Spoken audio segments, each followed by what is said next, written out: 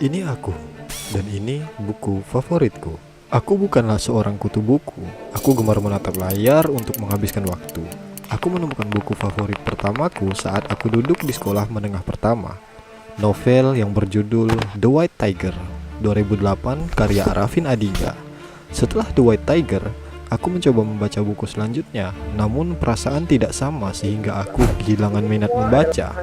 Sampai aku menemukan video ini. Connecticut State University, di mana direportasikan hanya 0,001% dari masyarakat Indonesia yang mempunyai minat baca buku.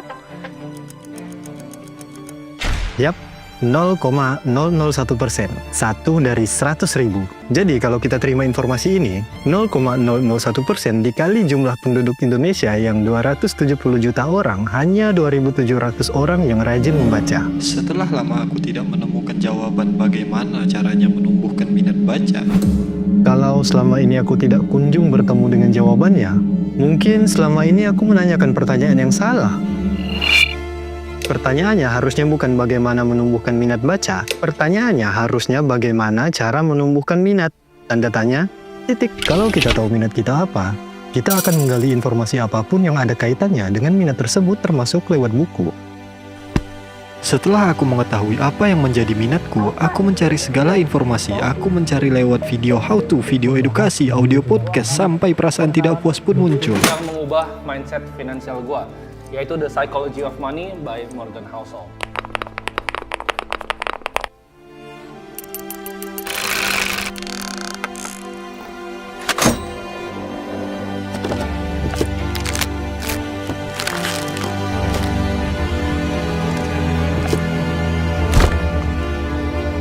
Setelah aku mengetahui apa yang menjadi minatku, membaca buku bukan lagi suatu hal yang terkesan berat untuk dilakukan, melainkan membuat membaca buku menjadi suatu aktivitas yang spontan dilakukan.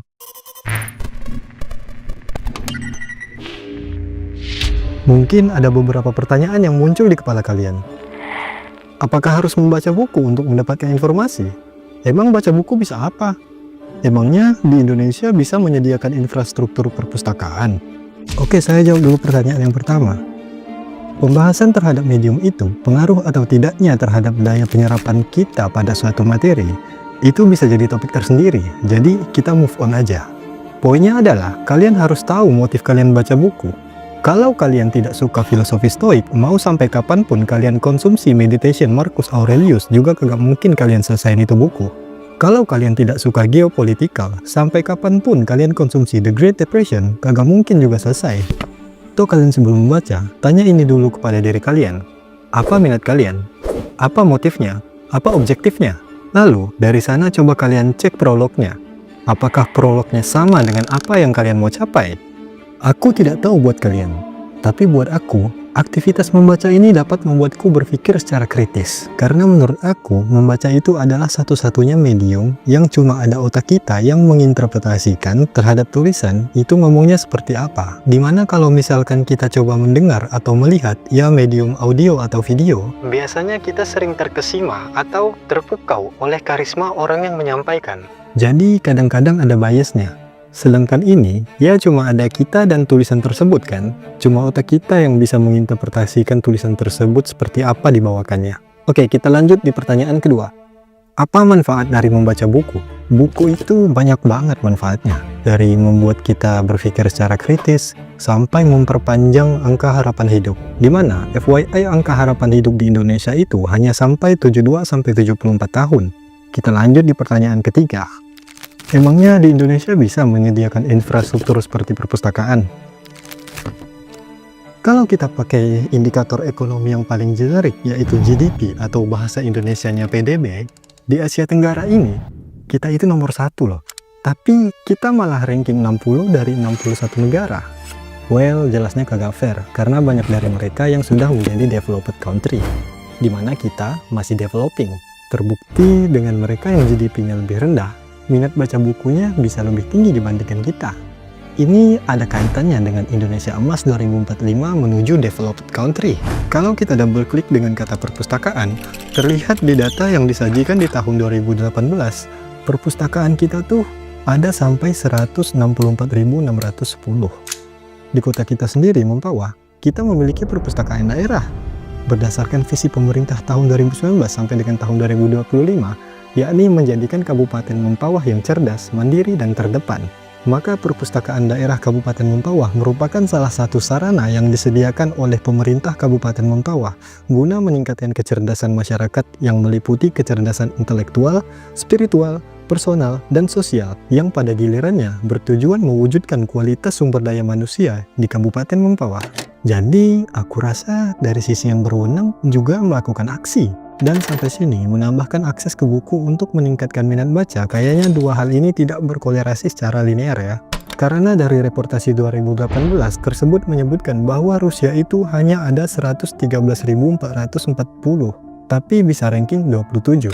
Tampilan rak-rak buku dan fasilitas yang kalian lihat dari tadi, itu adalah fasilitas dari Dinas Perpustakaan dan Kearsipan Kabupaten Mempawah. Sejarah singkatnya, Perpustakaan Daerah Kabupaten Mempawah mulai beroperasi sejak tahun 1984.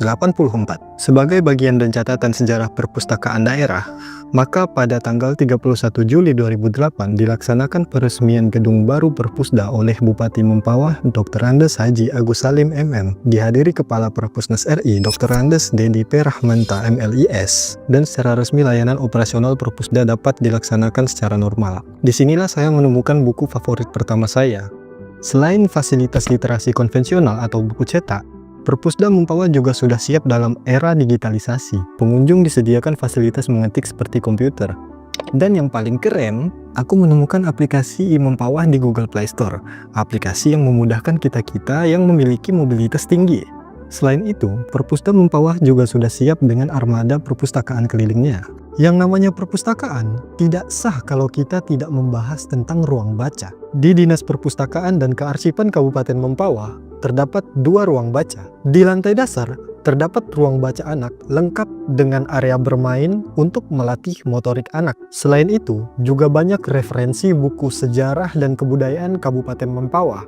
Contohnya, yang saya pegang ini, ada buku komik Buaya Kuning dan buku sejarah budaya Robo-Robo Kabupaten Mempawah. FYI, Robo-Robo itu adalah adat tradisi Kabupaten Mempawah yang selalu dilaksanakan di hari Rabu terakhir bulan Safar penanggalan Hijriah. Lalu di lantai 2 terdapat ruang baca referensi remaja dan dewasa. Di lantai 2 ini juga banyak sekali referensi buku sejarah dan kebudayaan Kabupaten Mempawah. Tidak hanya itu, di Dinas Perpustakaan dan Kearsipan Kabupaten Mempawah, kita mendapatkan ruang khusus mini sinema. So, terkait pertanyaan tentang ketersediaan infrastruktur yang tadi sepertinya terjawab jelas ya. Dinas Perpustakaan dan Kearsipan Kabupaten Mempawah terus berinovasi dalam memberikan layanan terbaik bagi masyarakat. Oh ya, satu lagi. Untuk kalian jadi edgy, nggak butuh ngerokok ataupun jago-jagoan di jalan. Cukup baca buku aja, kalian tuh udah edgy banget. Karena dengan kalian memiliki habit baca buku, kalian termasuk dalam bagian 0,001% tadi. Terkait Indonesia Emas 2045 menuju developed country, memang tidak semudah itu. Marilah perlahan kita berjuang untuk mewujudkannya dengan membangun habit membaca. Prosesnya begitu kompleks. Budaya membaca memang bukan faktor utama untuk menjadi developed country. Tetapi dengan itu kita bisa mengisi kekosongan ada untuk menyimbangkan dengan impian kita menjadi developed country. Dengan ini, saya mengajak kalian untuk menemukan minat kalian dan cobalah untuk memahami betapa pentingnya investasi leher ke atas. Salah satunya dengan meningkatkan budaya literasi kita. Kalau dulu kata-kata semangat 45 itu adalah semangat perjuangan yang tinggi yang dimiliki oleh para pahlawan kemerdekaan Indonesia dalam melawan penjajah dan merebut kemerdekaan. Dan sekarang kita Gen Z yang mengisi bonus demografi bisa menyerukan kembali semangat 45 untuk mencapai Indonesia Emas 2045 to be developed country.